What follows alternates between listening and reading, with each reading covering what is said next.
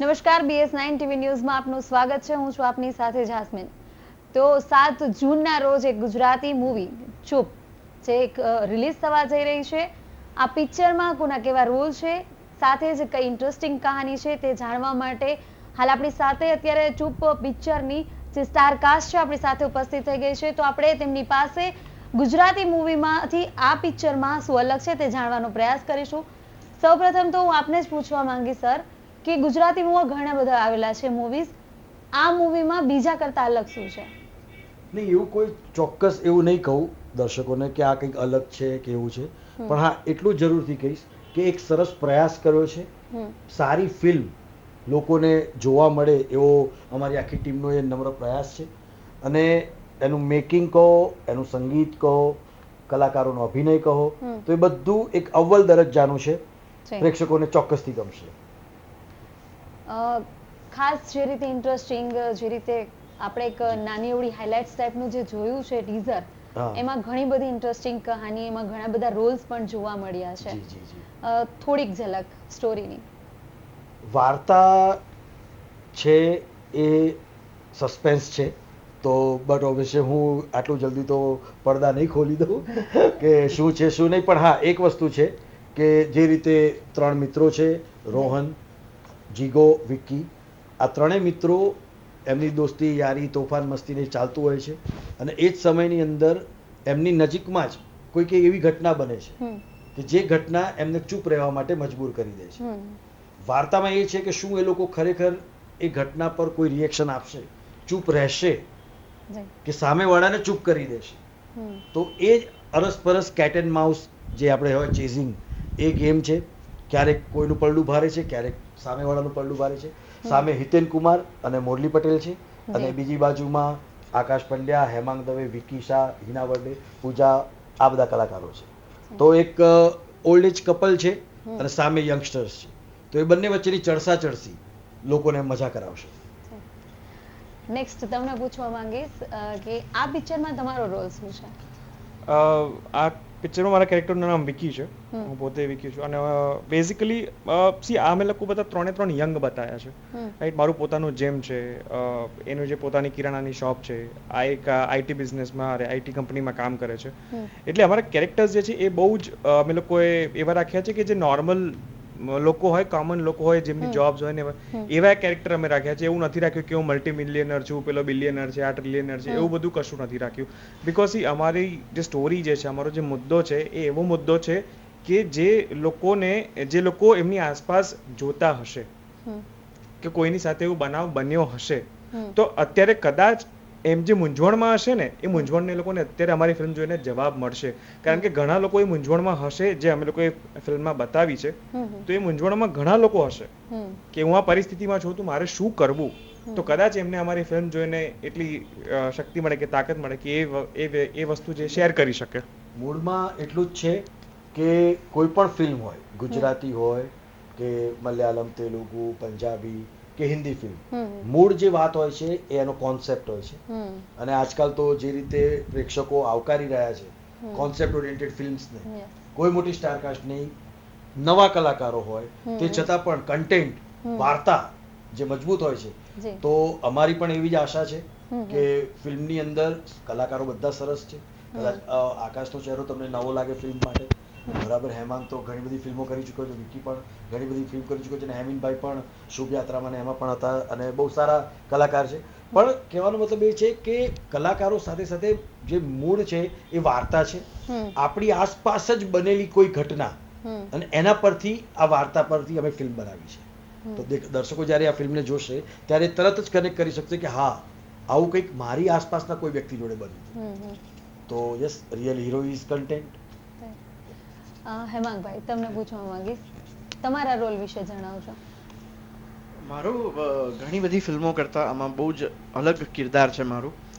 આમાં એક ગભરું પ્રકારનો વ્યક્તિ હું ભજવી રહ્યો છું. અને આ 3 મિત્રો છે. વિકીભાઈનું નામ વિકી છે, આકાશનું નામ રોહન છે, અને મારું નામ જીગો છે ફિલ્મમાં. તો જીગો સૌથી ગભરું છે અને આ લોકો એને ગભરાવાના પૂરેપૂરા પ્રયત્નો કરે છે, પ્રેન્ક્સ કરે છે એની જોડે. પણ એક સિચ્યુએશન એવી થાય છે જ્યારે આ 3 ગભરાઈ જાય છે. અને એ રિયલી સ્કેરી સિચ્યુએશન છે. હવે સિચ્યુએશન માટે તો તમારે ફિલ્મ જોવી પડશે, પણ આવી પ્રકારનું મારું કેરેક્ટર છે. પિક્ચર દરમિયાન કોઈ એવી ઘટના કે જે તમને આખા પિક્ચર દરમિયાન યાદ રહી ગઈ હોય? એવી તો રોજે રોજ થતી હતી. કઈ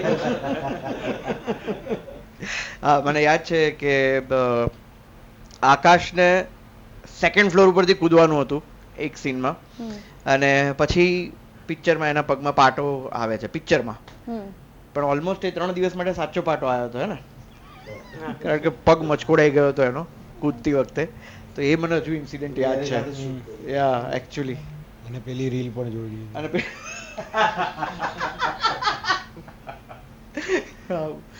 તો એ ઇન્સિડન્ટ હજુ મને યાદ છે. ઓકે, આકાશ સર, તમારી માટે તમારા રોલ વિશે જણાવશો? રોહન નામ છે મારું, અને રૂટીન લાઈફ છે, રેગ્યુલર જે ફ્રેન્ડ્સ જોડે રહેતા હોય. મારું ઘર બતાવ્યું છે, એમાં અમે લોકો ત્યાં જ જોડે ને જોડે જ ફરતા હોઈએ છીએ.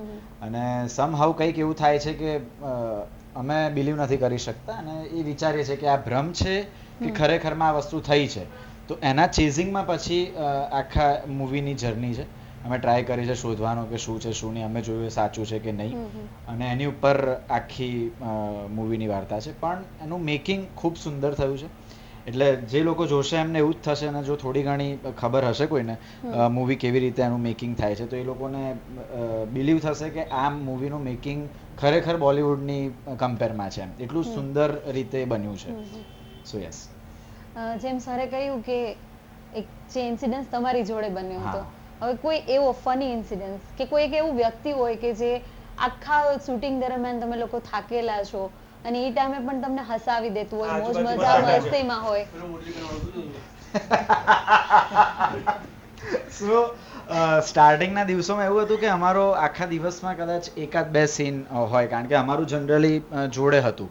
અમે લોકો ફ્રેન્ડ્સ બને એટલે એ રીતે અમારું શૂટ જોડે થતું હતું. અને આ ઇન્સ્પેક્ટરનો રોલ કરી રહ્યા છે.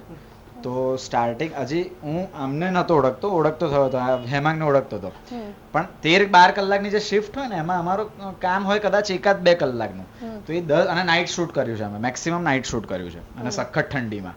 એટલે એવું નહીં કે અમે રૂમમાં પડી રહેતા હતા કે સૂઈ રહેતા હતા, અમે લોકો ખડખડાટ હસ્યા છે આખી રાતો. એટલે એવું ફીલ જ નથી થયું કે ભાઈ હેક્ટિક તો બિલકુલ લાગ્યું જ નથી. અને તમને શૂટ પતે એટલે બીજા દિવસે એવું થાય કે યાર ચલો આજે કેટલા વાગે કોલ ટાઈમ છે, ભેગા મને એવું જ લાગતું હતું કે આ લોકો જે એક્ટિંગ કરી રહ્યા છે ને, આમ ડરવાની, સામે કોઈ વ્યક્તિ હોય ડરાવતું હોય, ડર લાગે તો માણસ ધ્રુજી ઉઠે. એટલે મને ખરેખર એવું લાગતું હતું. એટલે એક વખત મેં કહ્યું પણ ખરું કે શું યાર સખત આમ રિયલ ધ્રુજારી લાગી, એમ કે સાહેબ કશું નહીં ઠંડી લાગે છે, તો ડર્યો નથી કે ઠંડી લાગે છે. તો એવી પણ ઘટનાઓ બની છે. સો યસ, 20-25 દિવસના શૂટમાં ઓલમોસ્ટ અમે નાઇટ શૂટ વધારે કર્યું છે, પણ બહુ અમેઝિંગ મેમરીઝ, મજા આવી ગઈ, સખત મજા આવી. ઇન્સ્પેક્ટર સાહેબ પાસે જઈએ. તમારો રોલ થોડી ખબર પડી ગઈ છે કે તમે ઇન્સ્પેક્ટરની ભૂમિકામાં છો, વધારે પ્રકાશ પાડશો? એટલે મારા કેરેક્ટરનું નામ છે ઇન્સ્પેક્ટર વાઘમારે, જે ખાલી નામ નાટક પૂરતો જ વાઘમારે છે. કે એમની સોસાયટીમાં ઇન્કવાયરી કરવા આવ્યો ને હું સામે એ સેજ ઊંચા અવાજે વાત કરે તો ઓલમોસ્ટ જીપમાં બેસવા સુધીની તૈયારી હોય ઇન્સ્પેક્ટરની. અને એમની જ સોસાયટીમાંથી વારે ઘડીએ મારે વિઝિટ કરવી પડે છે. એટલે હું એરિયાનો ઇન્સ્પેક્ટર છું કે એમની સોસાયટીનો, એ ફિલ્મ જોઈશું એટલે અંદાજો આવશે. પણ બહુ જ અલગ પ્રકારનું પાત્ર છે. રોહનની મમ્મી સિંગલ મધર હતી.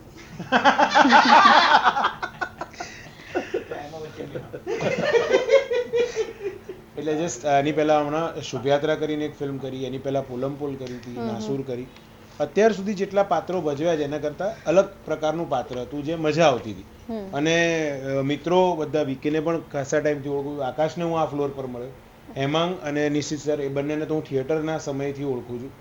એટલે એક જે કેમેસ્ટ્રી સેટ થવી જોઈએ ને, એક ટ્યુનિંગ એકબીજા સાથેનું, એ બહુ જ સરસ રીતે સેટ થઈ ગયું. અને એક બીજું પણ કલાકારનું નામ દઈશું આમાં, સ્પેશિયલી મગન લુહાર, જેને એમની સાથે હવાલદારનું પાત્ર ભજ્યું. એટલે આ ફિલ્મની અંદર ખાસ એ ધ્યાન રાખવામાં આવ્યું છે કે નાનામાં નાનું પાત્ર પણ કેમ ના હોય, પણ એક છાપ મૂકીને જાય છે, એક અસર છોડીને જાય છે. અને દરેકને જોવા માણવા ગમે એવા છે, બધા જ મંજાયેલા કલાકારો, બહુ સુંદર અભિનય કરે. જ્યારે અત્યારે ટ્રેન્ડ આપણે જોઈએ છે ગુજરાતી પિક્ચરોનો ઘણો વધ્યો છે, પિક્ચર સાથે વેબ સિરીઝ પણ ઘણી બધી ગુજરાતી, એટલે ગુજરાતી લોકો છે એ ગુજરાતી કલાકારોને પ્રોત્સાહન આપતા થયા છે. હજુ પણ આકર્ષાય તેના માટેનો નેક્સ્ટ પ્લાન? વસ્તુ એ છે કે નવા અલગ અલગ વિષયો સાથે ફિલ્મો આવી રહી છે જે ટેકનિકલી પણ એટલી સ્ટ્રોંગ છે. જેમ કે અમારી ફિલ્મમાં છે એ બોલિવૂડના જ સિનેમેટોગ્રાફર છે બીભુ દાસ સર, કે એમણે લુક એન્ડ ફીલ એટલો સરસ કે નિશિત સરે જે વિચાર્યું હશે ને ઇમેજિનેશન એ જ પ્રકારે એમણે પહોંચવાનો પ્રયત્ન કર્યો છે. કમ્પેરેટિવલી તમે ટ્રેલર જોશો તો તમને અંદાજો આવશે કે ટેકનિકલી બહુ જ સાઉન્ડ ફિલ્મ છે. મ્યુઝિક છે, બીજીએમ છે, સિનેમેટોગ્રાફી છે, બધી જ વસ્તુને. તો હવે એવું છે કે કમ્પેરિઝન જેવું નથી રહ્યું. ત્યાં જે ટેકનોલોજી વપરાય છે એ જ પ્રકારની ટેકનોલોજી, લુક એન્ડ ફીલ અને ફિલ્મ કેવી દેખાવી જોઈએ એ બધા જ પ્રયત્નો મેકર્સ તરફથી ને એક્ટર્સ તરફથી મૂકવામાં આવશે. પણ છેલ્લે ઓડિયન્સ માય બાપ છે, જનતા જનાર્દન, જેમ આકાશભાઈ હંમેશા કહે છે કે અબ તુમ્હારે હવાલે વતન સાથીઓ. ભાષા પ્રત્યે એક આપણી માતૃભાષા છે તો એના માટે એક લાગણી આપણને હોવી જોઈએ. તો એ માટેથી ઓડિયન્સની પણ એક રિક્વેસ્ટ છે કે તમે મહિનામાં 3 પિક્ચરો જોતા હો ને તો એમાંથી એક ગુજરાતી પિક્ચર હોય એવો આગ્રહ તમે પણ રાખો. તો આ હતા આપણી સાથે ચૂપ મૂવીના કલાકારો કે જે ખૂબ જ ઇન્ટરેસ્ટિંગ સ્ટોરી લઈને આવ્યા છે. તેમાં ડર સાથે જ ગમ્મત અને સાથે જ હસીની ખડખડાટ જે લોકોએ જણાવ્યું આપણને કાસ્ટે તે તમામ એક જ મૂવીમાં જોવા મળી રહ્યું છે. તો નાની એવી અપીલ કરી દેશો સર આપણા દર્શક મિત્રોને. અપીલ તો નહીં, પણ અમારા હિતેનભાઈની ભાષામાં કહું તો હકથી કહીશ. આપણી ફિલ્મ છે, આપણી ગુજરાતી ભાષાની ફિલ્મ છે અને ચોક્કસથી જોવા આવવાનું છે. તમે નિરાશ નહીં થાઓ. અમે તો ચોક્કસથી જવાના છીએ, પણ તમે બધા પણ જશો અને ખૂબ એન્ટરટેનમેન્ટ થશે. તો BS9 સાથે જોડાયેલા રહેજો. નમસ્કાર.